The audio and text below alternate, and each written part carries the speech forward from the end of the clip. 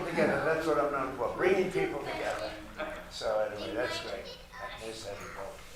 Thank you, everybody. So let's see, the status is we have the press. They don't want to know anything about soccer/football. Fortunately, they won't be asking any questions on that. Nobody cares about that, right? This is about the Trump accounts, which are absolutely incredible for children. Children can, at the age of 18 and after, become very wealthy people, come into the world with essentially no money, and end up at a pretty young age being very rich. And that's something that we wanted to do, this country's wanted to do for 25 years. Michael and Susan, you've been so great. My Gerstner man has been so fantastic. You pushed everybody, it was so good. And I just want to thank everybody. It's a great honor. We'll have a little fun, and we want to be exactly on time. Are we allowed to be 15, 20, 30 seconds late? Typically, no good, Jeff, right? And I'm going to ring that bell. And does it stay in the White House? Because I'm not giving it back. We're going to put that in the middle of the new ballroom. I'm not going to give that bell back. It looks to me like it's going to stay. It's staying here. Well, we'll watch the clock.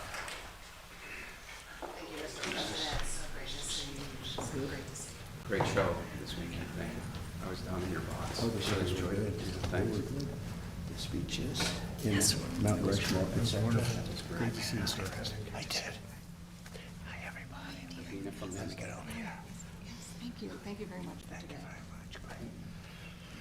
Okay, I'll get over at the bell, right? Yeah, I'll introduce you, sir. I want to stand next to these soon-to-be very rich people.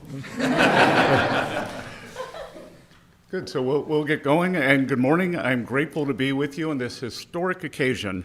The American dream belongs to every child, and today we are equipping the next generation with the right to claim their rightful share of it. Through Trump accounts, our president is creating an ownership economy where all citizens become shareholders.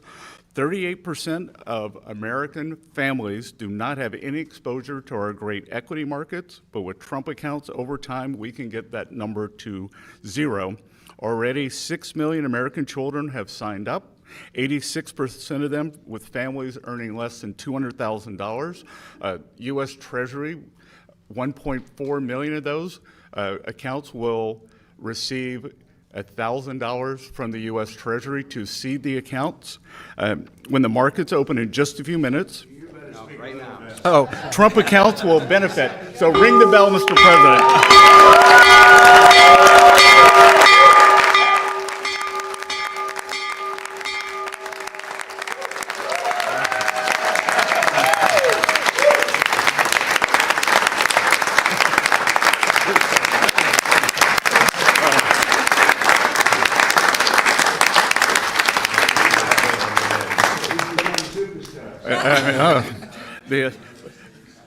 So I will just finish by saying, on the eve on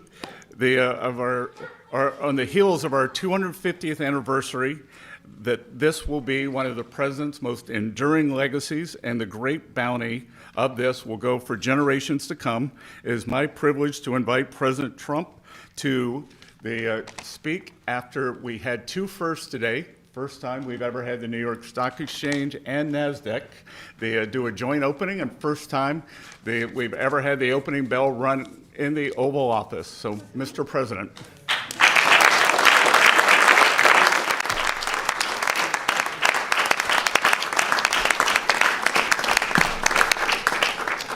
Well, this is very exciting, an amazing achievement.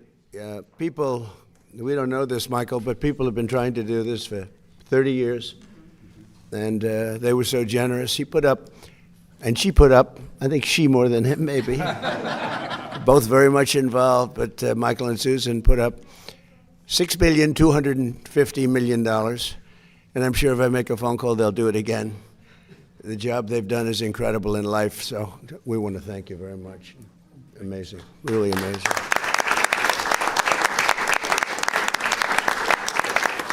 And our friend from Micron, by the way, called me on Friday, and he said Micron's putting in $250 million, and he's done a phenomenal job. And $250 million, and many other companies and people are putting up tremendous amounts of money. And it's something I'm very proud of. Some people think it's going to go down as one of the most important things we've done during the administration.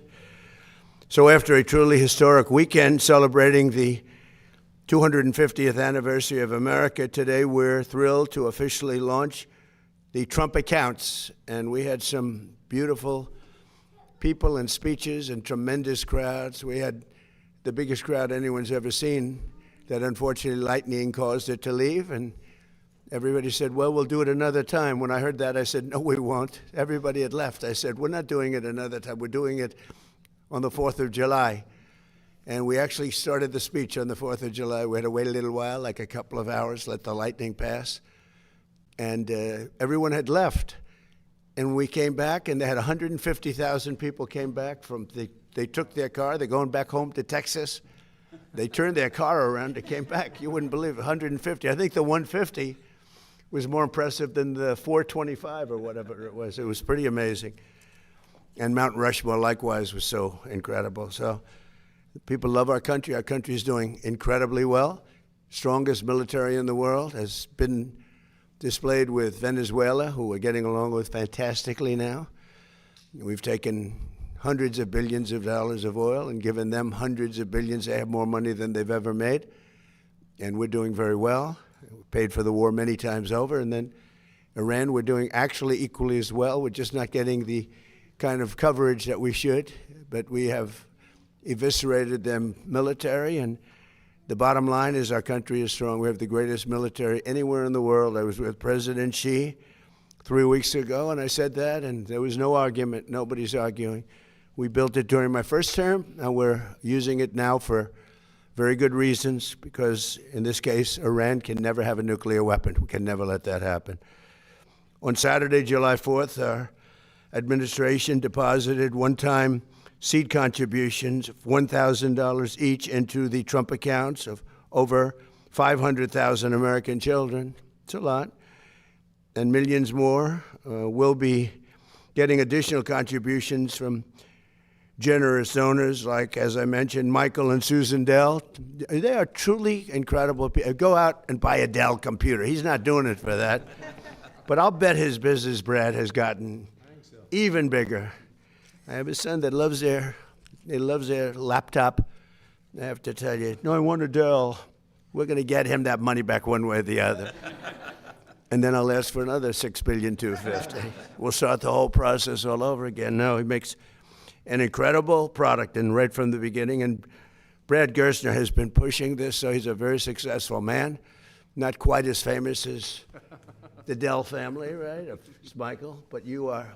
He's an amazingly successful guy, and he's put up a tremendous amount of money. And again, I want to thank Mike Ryan and all of the companies that have already called me, and they're putting up a lot of money. This is nothing. This is not me, and putting the name on it was not my idea. That was a whole group of people that passed legislation, because this is all made possible only by the passage of the great big beautiful bill. And I knew that this was happening, but I didn't know. All of a sudden, I see my name on it in the bill, but I'm very proud to have my name. They think it would sell. They said, it'll sell better if your name's on. I said, look, leave it on. But I did not. I just want to know, I did not ask for it. Michael, is that a correct statement? Did I ever go to you and say, Michael, don't put up the money unless they use my name? No. But I have done that in other cases, I will tell you. In certain other cases, I've done that, right, Scott? But not in this case. This is a very special kind of a thing that took place. It's in a way, it's a miracle. Nobody thought it was possible. Think of it. Children that are born without money, without any money. Great parents. They can have everything can be great, but they have no money.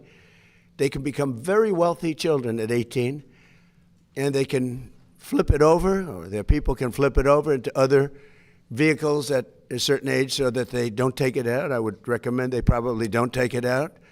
But they can have a lot of money, especially if the market continues. Can you imagine if you did this during Trump a year and a half ago, where the market's gone up at levels? As an example, everybody said when I got elected, there's no way that during the 4-year period we'll ever hit 50,000 on the Dow. And we hit 50,000 on the Dow, I would say, in the first year, records. We had records. what Nasdaq has done, what the New York Stock Exchange, all the stock exchanges. 7,000 on the S&P was impossible during the first year, but they really thought it was impossible in 4 years, and we hit it before the first year. So if the children had invested the money a year and a half ago, we should have acted faster, actually. It's too bad. But it's going to go up. We have a hot country. It's going to go up. I think the market's going to go through the roof. When all those factories open, they're being built all over the country at record numbers. We have never built in the history of our country what we're building now. We have $19.2 trillion, and much of that money is going toward building factories, plants, AI, automobile. We've never built as many automobile plants. They're all over, and they're coming from all over the world. You know why? Because they don't want to pay tariffs. If they build their cars here, they pay no tariffs. So Japan, instead of making them in Japan or South Korea, instead of making them in Germany with Volkswagen and Mercedes and BMW, they're all building plants here now. They're coming out of Canada. They're coming out of Mexico. Mexico took a lot of our business, so did Canada. They're all coming back. I don't know what the countries are going to do, but they're all coming back. So today, with the ringing of the opening bell for the stock market, those accounts will now begin to grow right along with our booming economy. And I really believe we're going to have the biggest boom of all right now. You haven't seen anything yet. Between individual contributions and the seed funds, $800 million in new capital will be invested in the stock market for America's children this week. And I also think that we're going to be putting numbers in the budget, which will be really spectacular, because it's really not costing us anything. We're giving this money to children so they can have a good life. Very early on, they can have a good life. And we're going to be doing also something we're working on later on, and it'll be also, I think, very popular. And I guess the best definition is they have a plan in Australia, which people really like. It's really worked out very well, incredibly well, and very respected. And we're going to be talking about that with Congress and see if we can implement it. And that would be more for grown-ups as opposed to children, but it's something that's going to be great, I think, if we can get it done, and we're going to try very hard. But again, I want to thank Michael and Susan, Brad, and his son Lincoln, as well as Secretary of the Treasury, Scott Bessent, who has really been an incredible. If you're casting a movie, you put him as the Secretary of the Treasury because he's central casting. Do we agree? Wouldn't you say? More importantly, he's done a great job. SBA Administrator Kelly Loeffler, who's been phenomenal. Chairman of the SEC, Paul Atkins. Paul, thank you. What a job you do. You know, there's always been a problem there, and with you, everything goes smoothly. Although I have to say, Jay did a very good job also, right? During my first term. But Paul's been incredible. Everybody wanted Paul, and he's exceeded expectations, I will say, and everybody knows it. Thank you, Paul. Great job you're doing. Director of the National Economic Council, Kevin Hassett. I didn't want to lose Kevin. I said, Kevin, you're at a huge disadvantage because selfishly, for a certain other position, and we had the two Kevins, and they're both great. And a friend of mine, Ted Cruz, we fought each other for a while, and he's a very tough competitor, and we became friends. We were actually great friends before the campaign, and everybody said, will this ever end? In fact, he was doing a rally. He said, could we do a joint rally? That's like you people doing a joint bell ringing. It's like crazy, right? But he said, remember we did the joint rally outside in Washington. We had a big crowd. And the media was saying, will it ever end? I said, it will, but not yet. But it ended. But then it came together better than ever before. He's done a wonderful job as a senator, highly respected. In fact, somebody said, would you ever appoint him to the United States Supreme Court? Because he's a brilliant lawyer, Ted. I said, well, he's the only one I can think of that's going to get 100 votes. All Republicans will vote for him. All Democrats will vote for him because they want to get him the hell out of the Senate. No, if I was having a hard time with getting the votes, I would appoint Ted Cruz. I get 100%, a guarantee.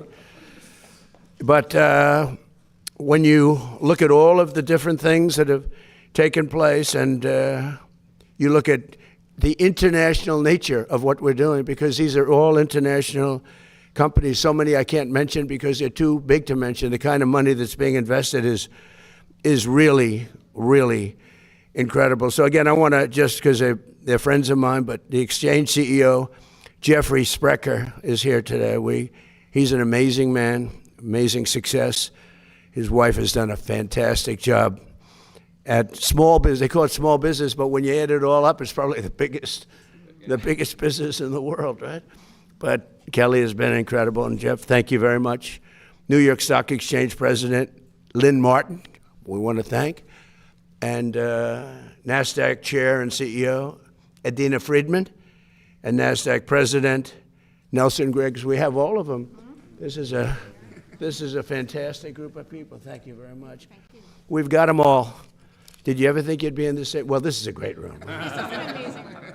I always, when people walk in, the biggest people in the world, people that are, in many cases, on your exchanges, right? They walk in and they look around. They go, "Oh my God, I can't believe it." I don't want to use names. Larry Ellison walked in. And he said, "What? Where am I? This is so..." It takes a while. Actually, if you're negotiating, you have people at a great disadvantage because they're all screwed up, you know? It's a great place. I think it's the most important room anywhere in the world. So I thought it would be good to do this here, right? We seldom do that. But this was the first ever joint bell ringing between the New York Stock Exchange and Nasdaq. And hopefully it won't be the last. I think it's, there are a lot of things you could do together that would be good. It's amazing the way you came together, and it was really easy. And they're competitors. But it's a great tribute, I think, to all of you that you were able to do this. People are talking about it. The SEC chair, let me ask you, are you shocked that they came? This makes your job, doesn't this make your job a little bit easier? Isn't it nice? Yes, it does. Why can't we do that with Democrats and Republicans? Maybe that's a tougher one. I think that might be tougher. We like borders. We like things that they don't like. But if parents have not done so already, and they are doing so in record numbers, they should go right away to trumpaccounts.gov and sign their child up for a free investment savings account. And again, a lot of people are people that are uninvolved in terms of they don't have the children, but or their children are older, but they're putting millions and millions of dollars into the accounts of poor children, financially poor children. And the parents can't even believe what's happening. So it's an amazing thing. But parents, loved ones, churches, and generous companies and individuals will be able to contribute funds to these accounts to grow throughout the child's life. And again, if we have a good market like we do now, they're going to become actually very rich. They'll have hundreds of thousands of dollars. Think of that. Think of it, a child that has no money can have hundreds of thousands of dollars at a very, very young age. Accounts could grow to be worth numbers that nobody ever thought even possible just 6 months ago before we did this. And again, I have to thank Michael and Susan because they were so proactive. It was really amazing. I just think they're amazing people. So Trump accounts are about giving every American child a stake in America's future and getting some of the upside. And nobody's seen anything like it. And senators like Ted Cruz were at the forefront, and they should be really commended. People have to remember it in the future. It's like so many things I did were so good, and that's only got a 2-year life. Like as an example, Kevin, I closed the border. We have nobody coming into our country illegally anymore, and I want to make it in my speeches. And they say, "Sir, nobody cares about that. You've solved the problem." I said, "I'd like to talk about it." They said, "Nobody cares about the border. You've solved that problem." I said, "What kind of a business? You solve a problem, you're not even allowed to talk about it. Nobody even wants to hear about it. It's pretty tough." But this is something that they're going to be talking about for a long time because this is going to grow to levels that I think people have no idea. I already see the numbers. So there could be no better way to begin our 250th year. It is so appropriate. Think of that. We're doing it just at this time, this special time. It's pretty amazing. So I'd like to maybe ask Michael Dell to come up and say a few words, followed by Lynn Martin and Adina Friedman and Jeff and some of the people that had so much to do. I'd like to have our great Senator, Ted Cruz, say a few remarks, and anybody else that wants to. This is a big celebration. This is a much bigger situation than anybody can imagine. And Then we'll take a few questions, okay? Thank you very much. Go ahead. Michael, please, why don't you start it off?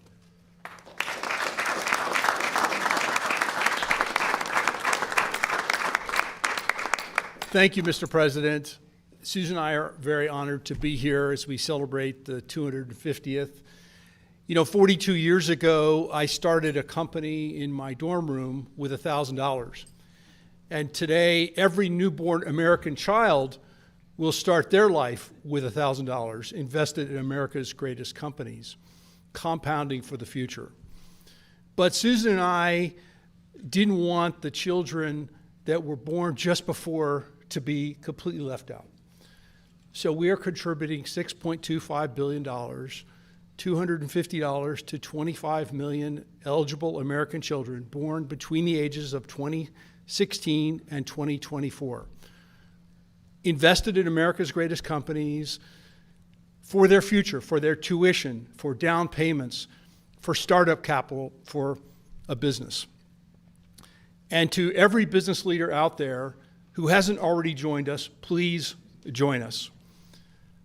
You know, 250 years ago, our founders in the Declaration of Independence, which is right there, pledged their fortunes to an idea.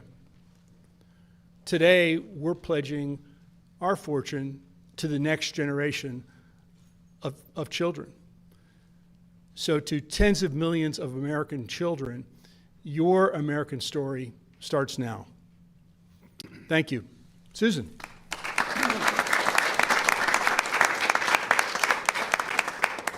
Thank you, Mr. President. I am so grateful to you for making the Invest America Act happen. You have made investing in America's children such an important initiative for our country. These accounts are a statement of belief in our nation's young people, and believing in our country's children matters enormously. The incredible leaders of our future leaders of our country are the young children that we are raising today. Investing in America's children essentially means investing in our future.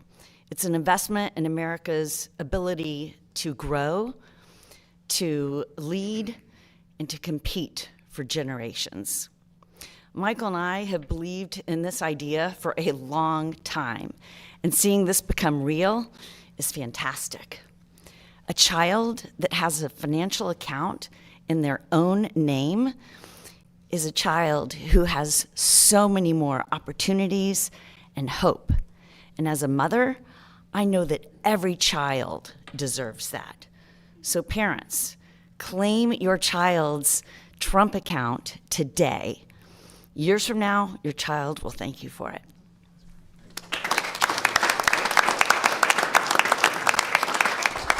Mr. President, thank you so much for having us today. It is truly an honor to be here for this occasion. For the last couple of days, we have celebrated the thing that makes this country unstoppable, and that is our freedom. And out of freedom is born the American dream.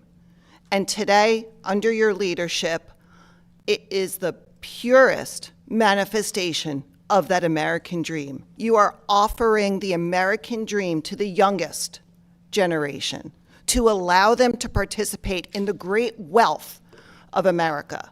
And as the president of the New York Stock Exchange, we couldn't be more proud to be here, more grateful to you and your leadership, and more optimistic about the future of this country, which is going to be led by this next great generation. We were born on the corner of Wall and Broad Street, where our first president was inaugurated. And we could not be more optimistic about this nation's future. Thank you so much. Mr. President, thank you very much for inviting us into the Oval Office today to celebrate something very special. You know, as Americans, over many, many generations, we have come together in unity. And today, the Nasdaq and the New York Stock Exchange have come together in unity for a great common cause, the Trump accounts. The Trump accounts are underpinned by the U.S. capital markets, which are really the engine of the greatest economy in the world. But part of that promise of the markets is to make it so every American can share in that great economy. And today, with the Trump accounts, the next generation of Americans, every American, will have the opportunity to be a part and share in this prosperity of this nation. So I want to thank you for your vision, Mr. President, on behalf of NASDAQ and on behalf of the millions of families who will benefit from what you've created. So thank you.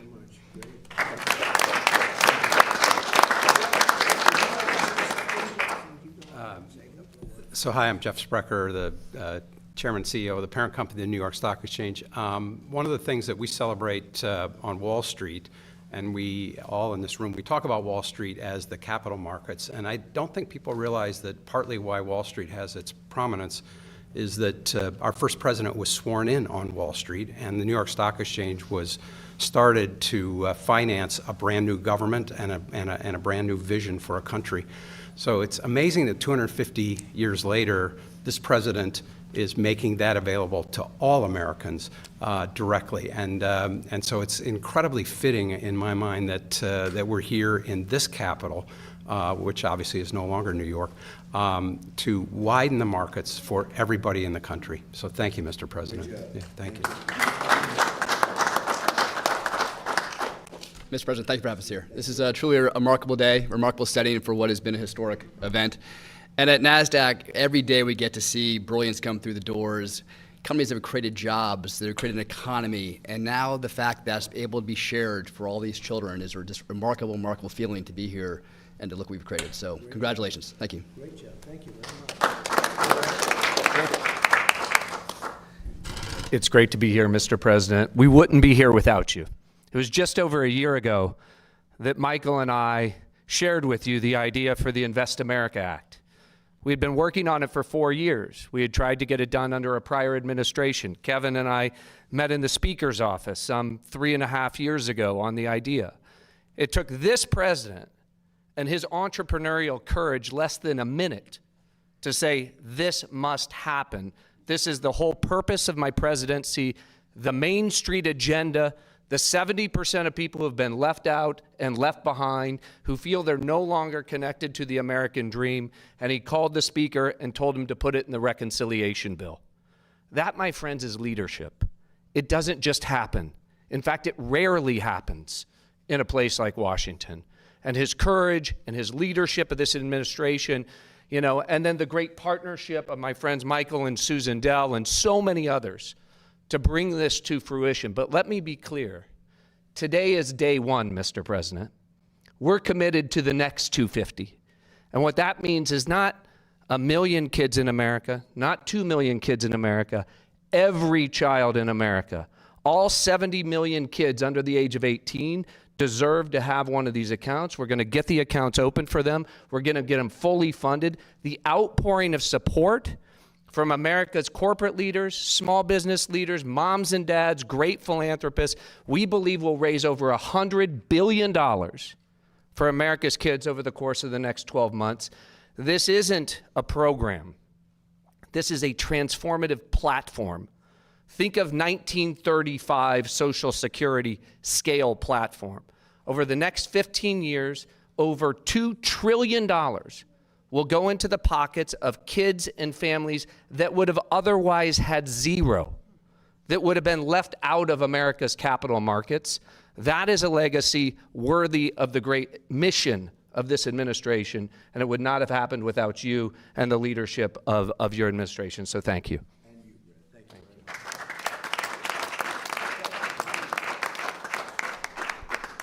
Mr. President, I want to congratulate you on your historic leadership. The document hanging on that wall just turned 250 years old, as did the nation that it created. And the bell that you just rang on the Resolute desk, I believe, heralds in that the next 250 years will be even greater than the first 250. You mean the bell that I'm not giving back? That, That I am not giving back. I think everyone knew you were going to keep the bell. And on behalf of all Americans, thank you for getting rid of that ridiculous red card. This is his. It was spectacular. There was a reason the FIFA trophy sat here for as long as it did. Mr. President, this program, a second ago, Brad made reference to 1935 and Social Security. Trump accounts are in many ways Donald Trump's New Deal. But instead of having government taking care of everyone, Trump accounts are about making every child and every American a capitalist. Every one of our kids is now going to be an owner of the biggest producers in our country. Kids, you guys there, each of you are getting an account. These folks here gave you $250. That's a lot of money that you have right now. And you know what? With that $250, you've purchased a little bit of a bunch of big companies. You know McDonald's? You now own a little bit of McDonald's. When you go to McDonald's, you can look around and say, I own this place. If you get on an airplane and fly, you look at a Boeing airplane, you now own a little bit of Boeing. Can you believe it? You're an owner of Boeing? That is transformational. That changes the way every child looks at the world, and the ability to accumulate life-transforming savings, hundreds of thousands, millions of dollars for the kids of single moms, that is powerful. And Mr. President, in particular, I want to thank you for your unequivocal commitment that this administration, your administration, is going to auto-enroll every child in America. All 70 million children will have accounts open for them, accounts that can then receive gifts from people like Michael and Susan and Brad. Accounts that, let me say to every parent at home, please right now go to trumpaccounts.gov. Go to trumpaccounts.gov, sign your kids up. To every employer, if you're not contributing to the accounts of the employees of your kids, do so now. Match their contribution, double their contribution. And to philanthropists, go adopt a state. Go adopt your city. Go adopt a school. Go say, the kids in my community, the kindergarten class here, we're going to help them get started. This is a moment, I believe, transformational to make sure the next 250 is even better than the first. Thank you, Mr. President.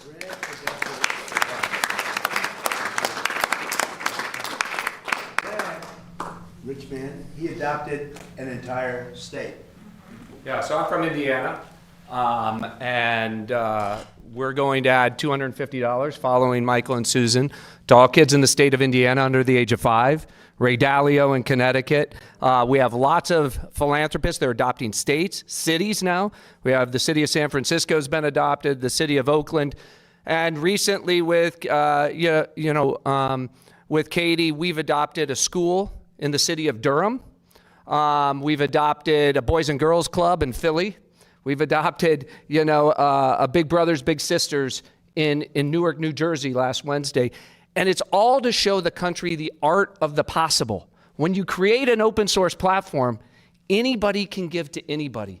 These accounts have a QR code in them, and somebody sends you the QR code and you just double click on your phone and money goes into the account. Thank you to Joe Gebbia and the National Design Studio for their incredible work on the accounts. Thank you. The head of the SEC. So, thank you, Mr. President. Paul Atkins, Chairman of the SEC. So this is an amazing day, and really I salute you and Senator and Secretary Bessent for all that you've done, to help these accounts go, and then the philanthropists who have also put money into it. But the Senator has it exactly right. We have to remember that all the folks who signed that document 250 years ago, they understood well that America was actually an investment before it was a nation. So joint stock companies were stood up in England and France and the Netherlands to establish New Amsterdam, for example, now New York.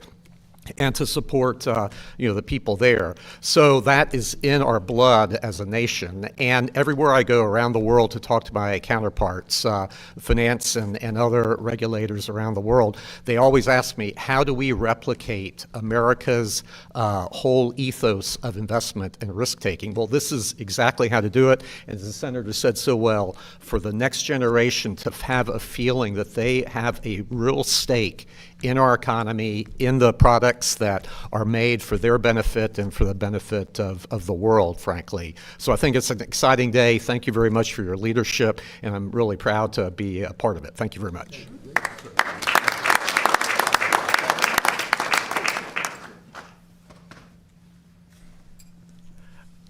I'd just like to add a couple things. There have been so much wonderful things have been said, Mr. President, about what you're doing. This is absolutely transformational. I'd like to tip my cap to Secretary Bessent. His staff originally told him when this idea was floated that it would take a year or two. And Scott said, no, it's got to be the 4th of July. And they delivered. I'd like to thank the designers of the app, because every kid, as Scott arranged and as you were key to discuss, every kid can look at what firms they own. So it's not just going to say S&P 500. It's going to be you have a little bit of this, you have a little bit of that. And so we believe what it's going to do, sir, is connect America's youth to our vibrant economy in a way that's never been done before. So thank you very much.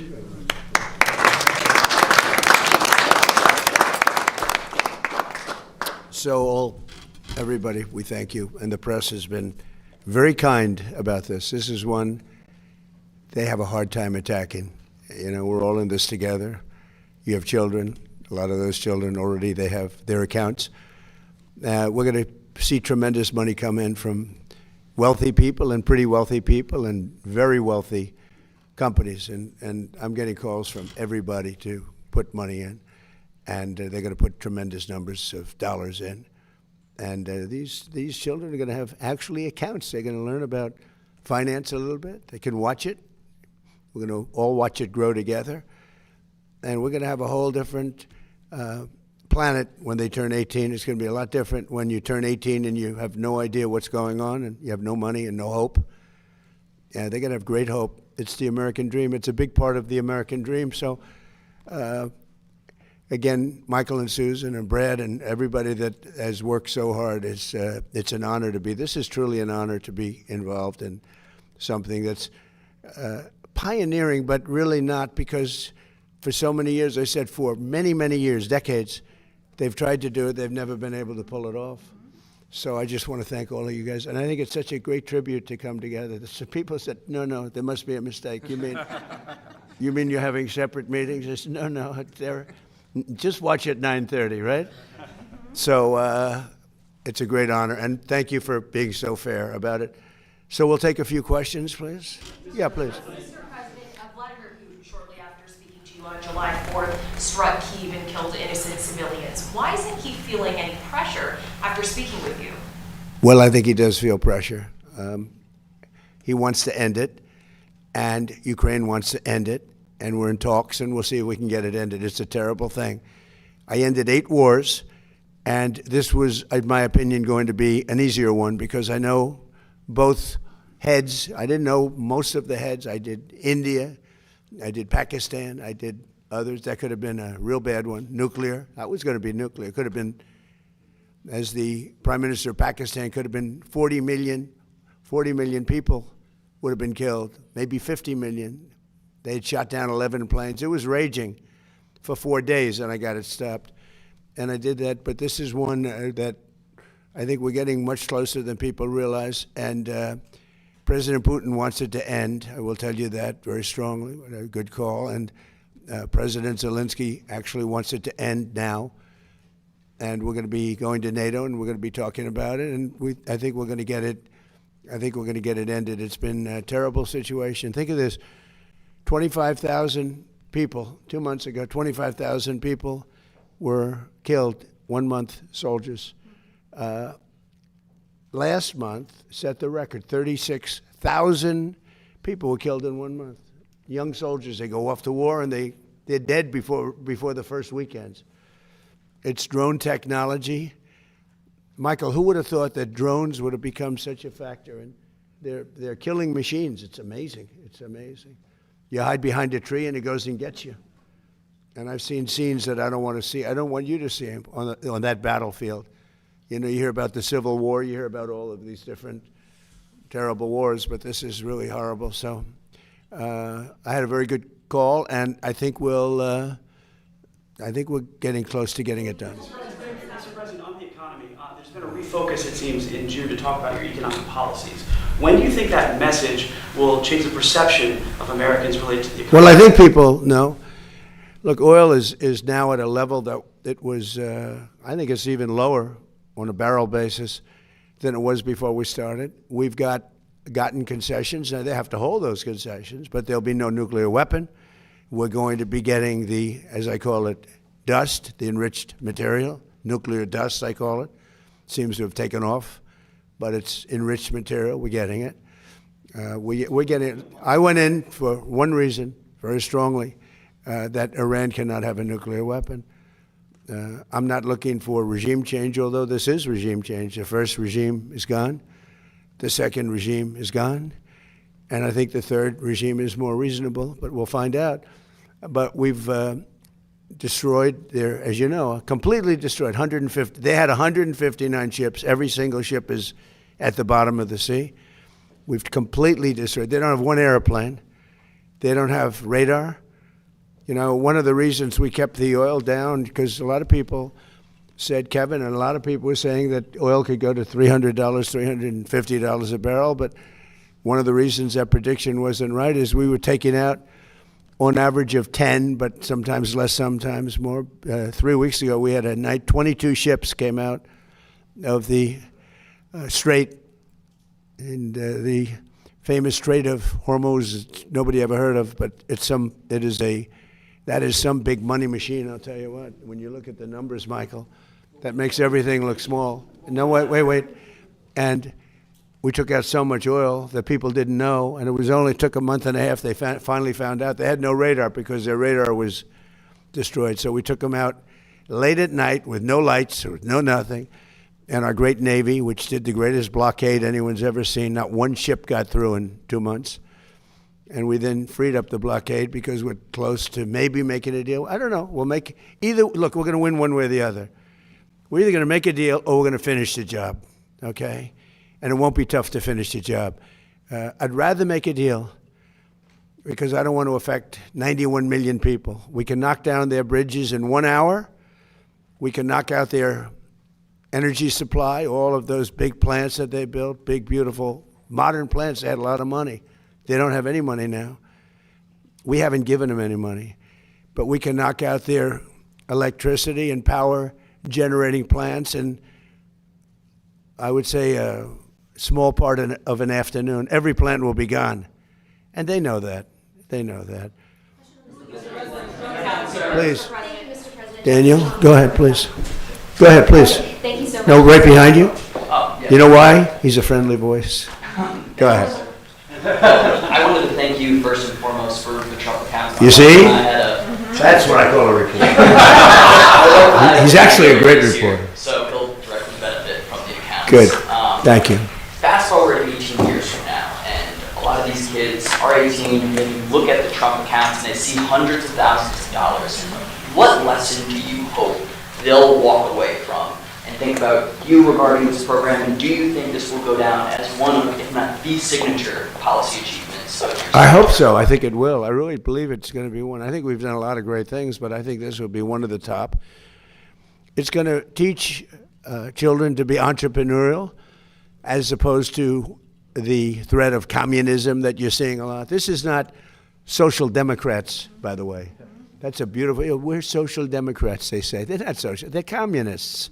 They want to destroy our country. We're not going to let that happen.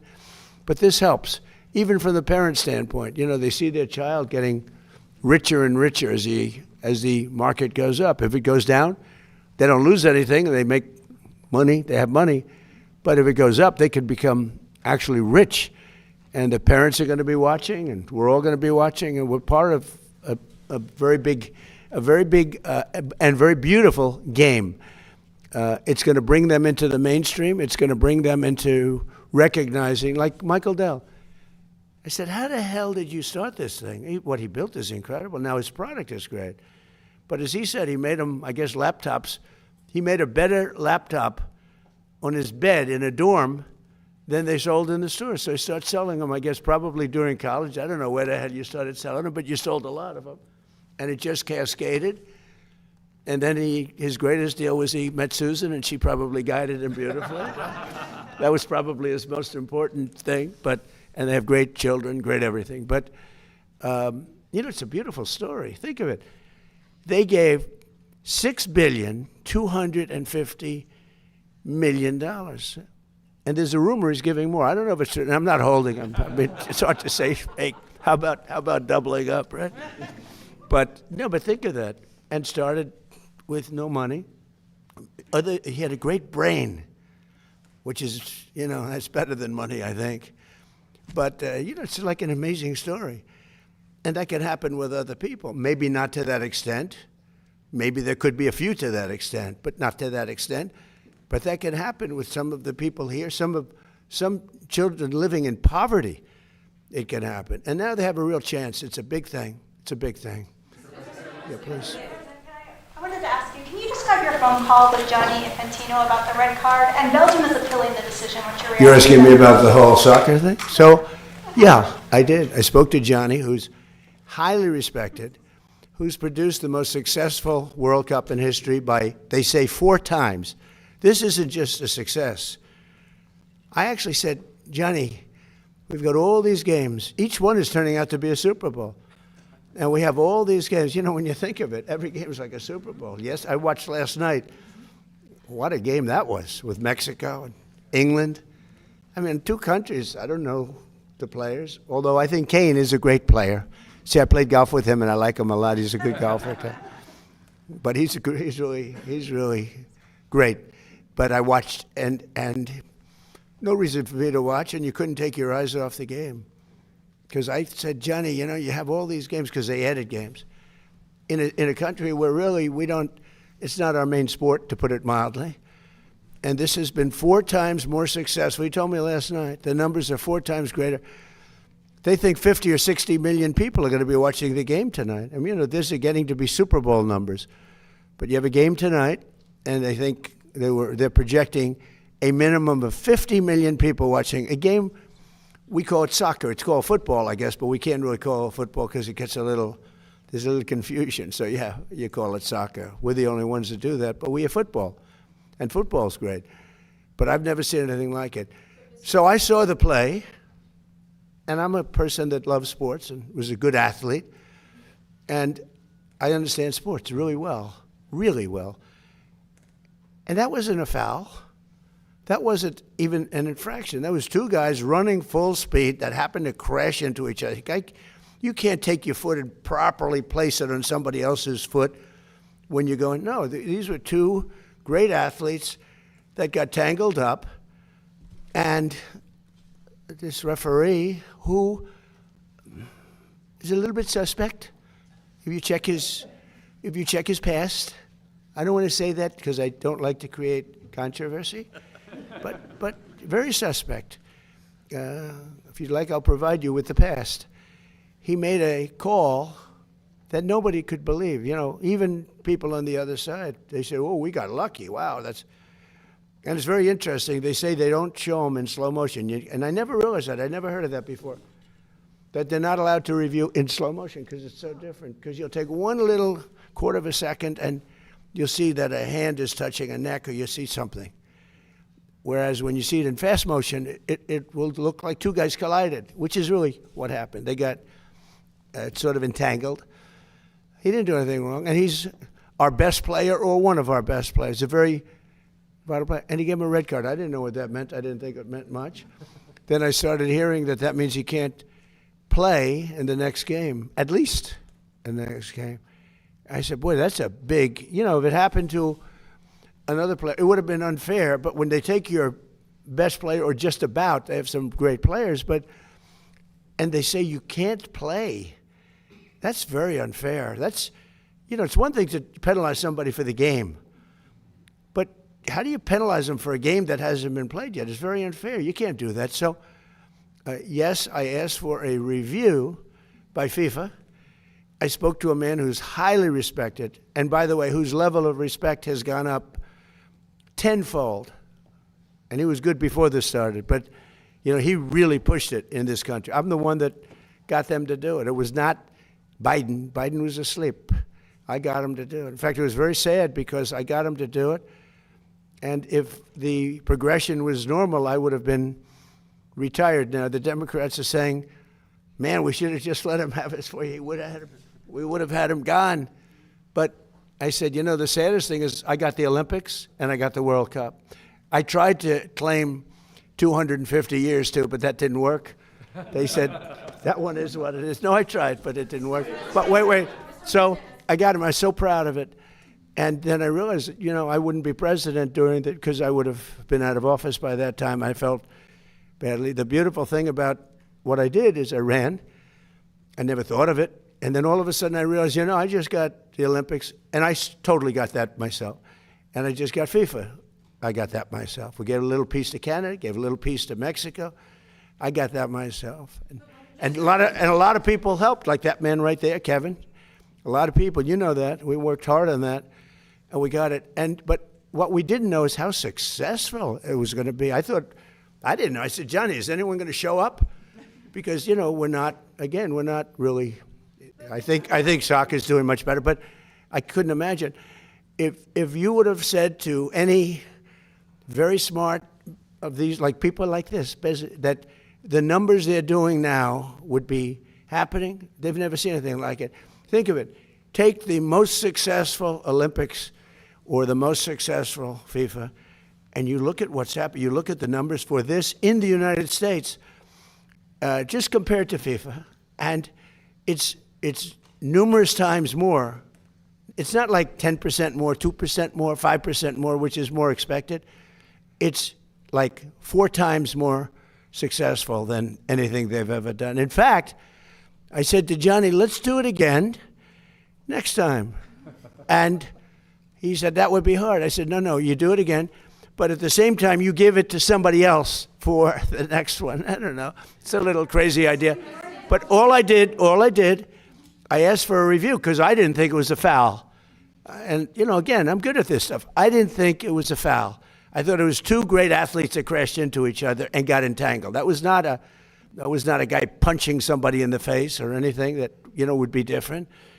And I think it's a terrible, if they wouldn't allow, a top player, maybe the best, maybe among the best players on the team to play, I think it would have had a big stain. And I related just that feel. I didn't tell him what to do. I can't tell him what to do, but and I don't believe he made the decision. I think it was a committee that made the decision. And they made the right decision because, number one, it wasn't a foul. And you want to see a game with your best players. You don't want to say, how would you feel if I took, we take Messi out? Look, he ran into somebody. Or we took Ronaldo. Ronaldo, you bunked into somebody. We're going to take you out of a game. He's great. Or Harry Kane. Harry Kane, we're going to take you out of the game, Harry, because you happen to hit somebody a little bit harder than you can't do that. If you would have taken him out, I think it would have really stained this incredible champion. We got to have our best players, and Belgium's got a great team, by the way. We got to have our best players, and they have to have their best. And if we win or we lose, it's fair. Otherwise, let's say we lost him and we lose the game.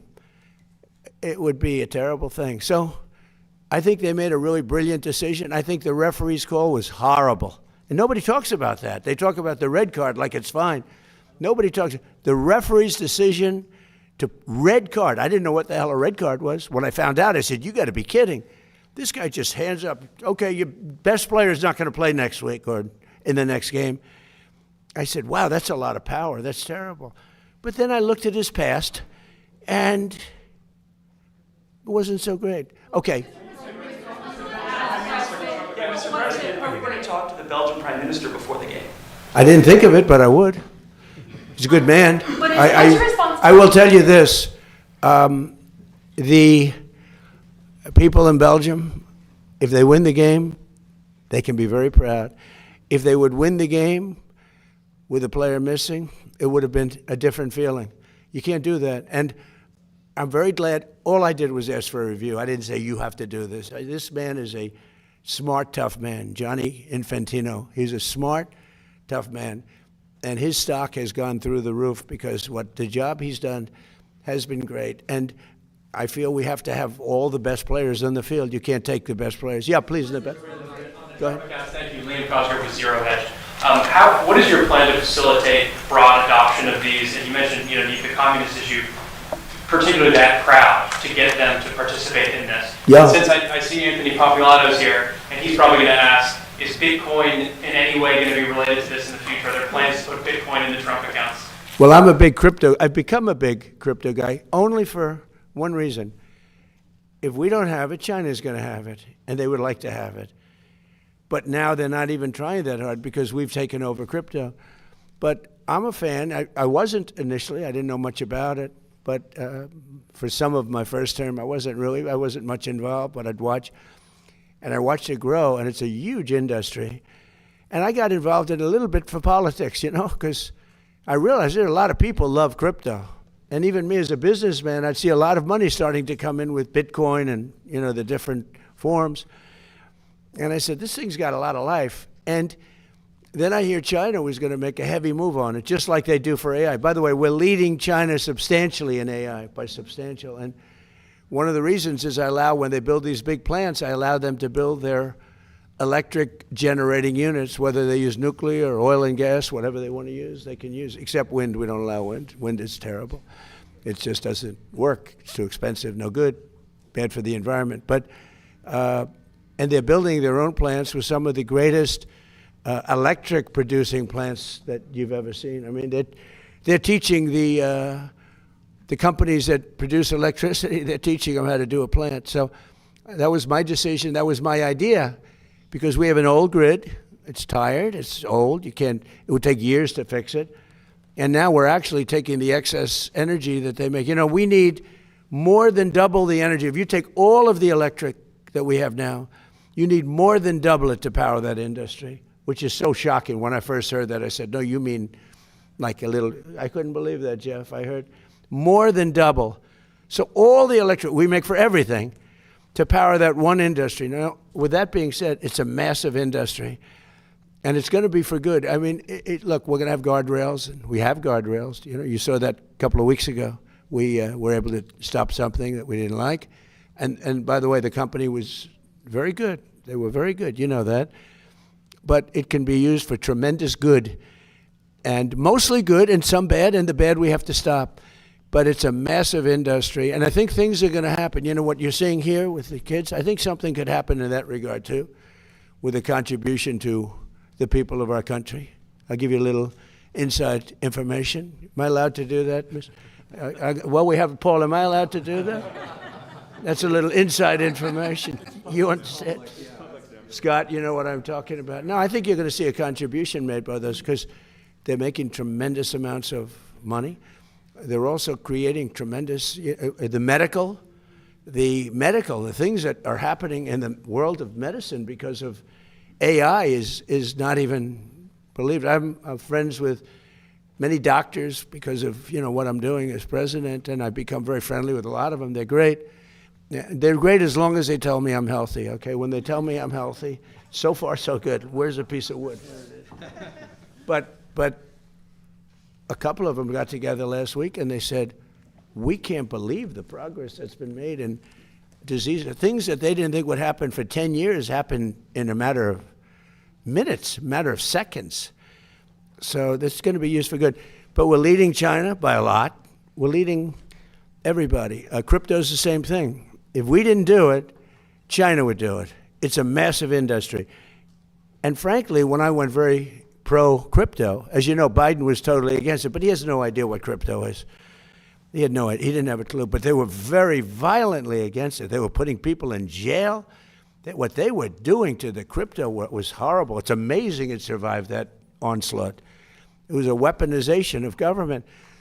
So when I went very much for it, and I think I got 100% of the vote. But what happened is, I think it was 100 million people. That's a big industry, and that means some pretty good things. But what happened is Biden then, after he was getting killed, he was down so much, all of a sudden they became pro-crypto. And their head of the SEC was horrible, unlike Paul, who's really good. No, I mean, he's the best man for the job. Everybody wanted him. But he was horrible. What he was doing to the crypto, they were putting people in jail. Oh, you know that better than anybody. Good people, great, prestigious people. They were putting them in jail. And I said, you got to be kidding. And they were trying to destroy the industry. Okay, ready? So now I'm killing Biden. I'm winning by so much. And all of a sudden, he becomes totally pro-crypto. They dropped all investigations of everybody.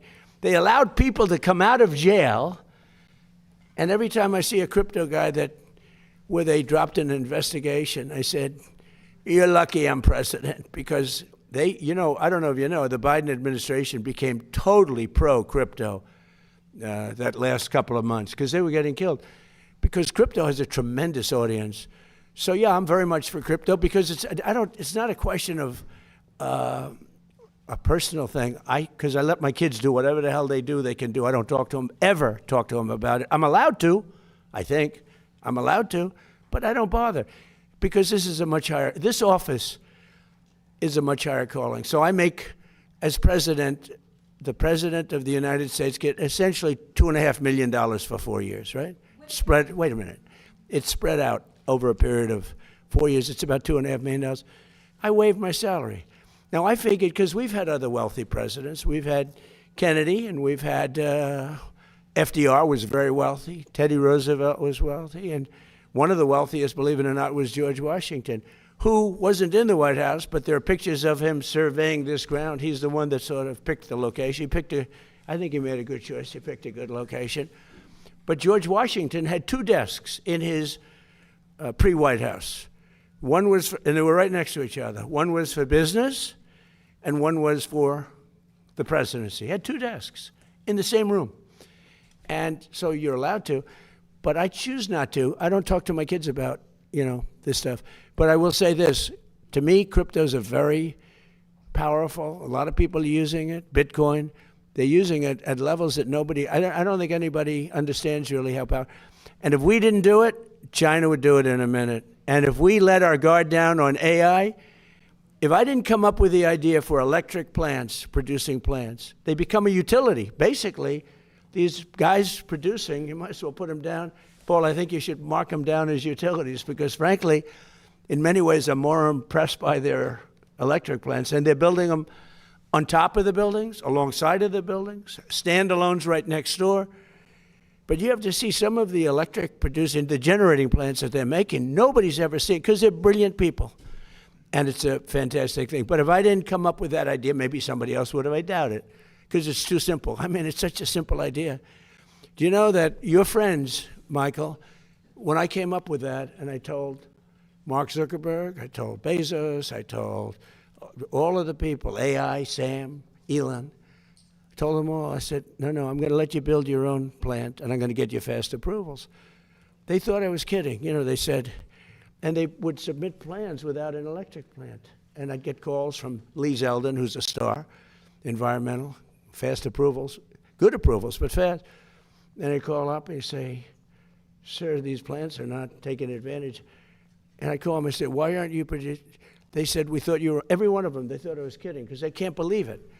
Number one, they can't believe that they're approved in a period of a matter of weeks, because if this was somebody else, it would be 20 years before. They're all under construction. We do rapid approvals. And some are nuclear plants, because nuclear is now really hot and safe. I was not a huge proponent until 2 or 3 years ago, and then I saw my uncle was a big nuclear guy at MIT. He knew nuclear better than anybody, I think. Anybody in the world, probably. He was the smartest guy. He was at MIT, the head, for 41 years. And he said to me one day, he said, nuclear is going to be the most important thing, but it's also got to be watched. It's got to be watched very carefully, because it can build the world but it can also destroy the world. He said that. I said, Uncle John, that was a long time ago. But he was exactly right. He called it exactly right. But what they've done with nuclear in terms of generating energy is absolutely, a submarine can run at full speed for 30 years without having to refuel. The only thing it has to do is come up every 90 days for food. They can't solve the food problem. But think of it, a submarine, without having to gas up, can run for 30 years at full speed without stopping. I mean, who would believe a thing like that? But fortunately, we have the best technology and we have the best submarines. It's something we lead the world in by 15 years. Any other questions? Go ahead, please. Thank you so much, Mr. President. What? I said thank you so much, Mr. President. Jennifer Schonberger, Yahoo Finance. On the Trump accounts, SpaceX president has said that she's going to donate shares to the Trump accounts. Have you spoken at all with Elon Musk about further share donations as well as other corporate I speak to everybody. about share donations? Yeah, Specifically? look, I'm like a cheerleader for geniuses. I love geniuses. I love high IQ people. He's a high IQ person. I love high IQ people. And I speak to Elon, I speak to Mark, I speak to Jeff, I speak to everybody. By the way, in the first term, less so. In fact, at my first inauguration, none of them were standing behind me. They were just the opposite. And now at this last inauguration, every one of them was standing behind me. It was sort of amazing. No, I speak to all of them. And I encourage them. I want them to be tremendously successful. Now, there's a thing called TikTok. Have you heard of it? I was watching a show this morning, Maria Bartiromo. She's fantastic. And on her show, they were talking about the dangers of TikTok. And it's Chinese, a whole thing with spying and what they're doing with it. Well, except it was announced about 2 days ago, the new numbers just came out. You know who the number one person in TikTok is by far? Trump, me. I just got, I'm number one. Like Taylor Swift was number 11. I'm number one in TikTok by far. And the numbers just came out, and I said, well, I'm hearing about how they influence. They're talking about their tremendous danger because they influence, but if they influence so badly, I mean, I'm saying all things like I love our country, we got to stop communism, we got to this and that, we're doing a lot of things, but I'm by far number one. It was sent to me by, the list comes out, number one, number two. I was number one by a lot. So I guess maybe, I don't know, maybe they're bad, maybe they're not. I know one thing, great American people, tremendous business people and companies bought it. I called President Xi and everyone said he was a hard no. He was a hard no, but I said, it's a good thing for TikTok, but it's good for us too. American companies, great ones, own our TikTok and it's very influential, but I'm number one by a lot. So, I hear this thing was on today, Gordon Chang. I like Gordon Chang, but he's always so negative. Nobody's been tougher in China than me, but Gordon Chang, and he's a nice guy. It's like the world is falling down. It's not true. It's not true. We have to be careful because China's a great competitor. But, he was talking about, we must stop TikTok. I'm number one on TikTok. I think it helped me win the election in a landslide, if you want to know the truth. Yeah, please. Are you building a helipad? That's a helipad. Yeah. So for 50 years, we've been landing helicopters on grass. The grass is wet, soggy. The helicopters sometimes miss their little mark. They send people out, Marines. I watch them do it. They march out so beautiful, great guys. They have a piece of metal that they put down. And except for the fact that these pilots are so good, they almost hit the mark all the time. But sometimes they miss. They're half the size of this desk. Think of it, you're landing a big chopper. But, years ago, and they just got produced, but during my administration, they ordered brand new helicopters, the big ones, the ones for President. It's called Marine One. And our other Marine ones are about 40 years old. They're old, like Air Force One. It's time to make a change. And other presidents wouldn't do that because they think it's not good to make a change to luxury, but you got to do it.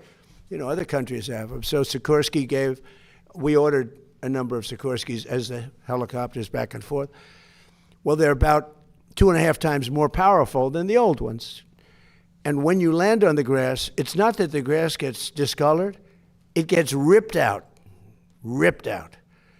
And it was all over. They landed it once, and nobody planned for this. This was a little bit of a planning mistake. So they landed the helicopter, and half of the grass was sitting in front of the Oval Office front door. The rest of it was scattered all over I mean, literally, it didn't singe it. It also singed it, by the way. But it literally lifted, because of the power. It's tremendous. And everybody said, well, we'll keep using the old helicopters when we have to land at the White House. And for everything else, we use the new helicopters. They said, that's a pretty expensive deal.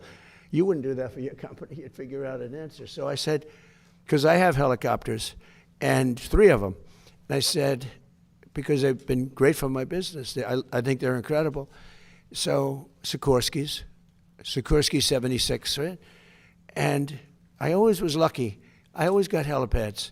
Other people don't. Very hard to get. The hardest thing to get is a helipad. Okay, there's no harder zoning thing to get is a helipad. And I had like 7 of them at different places, so I could go around by helicopter. And I said to the people, have you ever thought, these are generals, Air Force generals that are brilliant, and you get used to a certain thing. They'd bring out the metal, but now the metal didn't work because the power of these helicopters is so great it ripped up the grass, right? So I said, has anybody ever thought of a helipad? Because I build them, and they go quickly, and it solves all of the problems. So he's laughing. It's true, right? It's crazy. So it was funny. I said, has anyone ever thought of a helipad? I had like 6 generals in front of me. And they're going like, wow, that's a good idea. It's like the paperclip. It was such a simple invention. Probably he says that about a laptop. To him, it's a simple thing. To other people, wow. But the paperclip. 200 years ago, a gentleman came up with the idea for a paperclip. And he made a lot of money, became very rich. Not as rich as Michael Dell, but rich in those money. And what happened is everybody was jealous. They said, why didn't we think of this? Same thing with a helipad. So now we're building a helipad, beautiful helipad. And it's got the seal of the White House on it, in granite, in carved granite. It's really a beautiful thing. And I'll tell you, Sikorsky is paying for it. You know why? Because they didn't tell us how powerful these helicopters were, and they felt a little bit guilty. They sold us I like power, by the way. I think it's great for a helicopter. But they probably, I don't know, they felt a little guilty. And they are paying for the cost of it. It's about $5 or $6 million. They're paying the full cost. And when I heard they were paying the cost, I went out and said, let's do a beauty. Let's not just do a piece of concrete and paint it white, which is why I just put beautiful concrete, nice, and we paint it white. This one is a beauty. It's got the seal of the White House. It's beautiful, the eagle. And it's carved out of granite. It's done by some of the most talented people you'll ever meet. And you're landing on granite, which is the strongest stone that we can. Like the outside walk is black granite. That's 35,000 pounds per square inch. It's got a 1 million plus lifetime. It's the strongest stone there is. And that's being used out there, and it's going to be, I think, really beautiful. And you can see the size. It's going to be beautiful. And it can be used for other things when helicopters aren't landing. You can have other things out there like events. You could have news conferences literally on it because it's the right size. So by doing this, we solve the problem, and we'll be able to finally retire 45-year-old helicopters. Okay, how about 1 or 2 more, and we'll get out. Go ahead, please. Mr. President, about the FIFA decision, millions of American soccer fans are obviously very happy. What do you say to the critics who say this starts a precedent which other powerful leaders? Well, I don't know. I mean, I can only say this. I had nothing to do with the decision. What I did have to do is, I said, I think that should be reviewed because I watched the play. And he didn't do anything wrong. Got to look at, by the way, if he did, I'd feel differently probably. If he punched him in the face, if he did something wrong. I thought your young, wonderful basketball player, Caitlin, I thought that she was treated rather rough, if you want to know the truth. That was a much different kind of an event. That was a pretty bad event. But in this case, he didn't do anything wrong. 2 people ran into each other. And by the way, if you look at that game, there were 10 instances where it was much rougher than that. So I think it starts with the fact that it shouldn't have been a foul. And then you have to look at the person that raised the card, and that's up to you people. You look at it. But I didn't think it was very good because it was not good. And I think that Johnny is brilliant at what he does. And I think they made, I don't think it was his decision, it's a big committee. And after reviewing it, I think they said, look, this game would have a big mark on it. If we lost, if we won, no matter what happened, you have to let them use their best players. And the game tonight's going to be amazing, and we're going to have a full team, and Belgium's going to have a full team. And you know what? If they beat us, then they can be really proud. The other way, if they beat us, we'll say I say it was rigged, just like the election was rigged in 2020, but I won't get into that. Ladies and gentlemen, thank you very much. The Trump accounts are great. Thank you.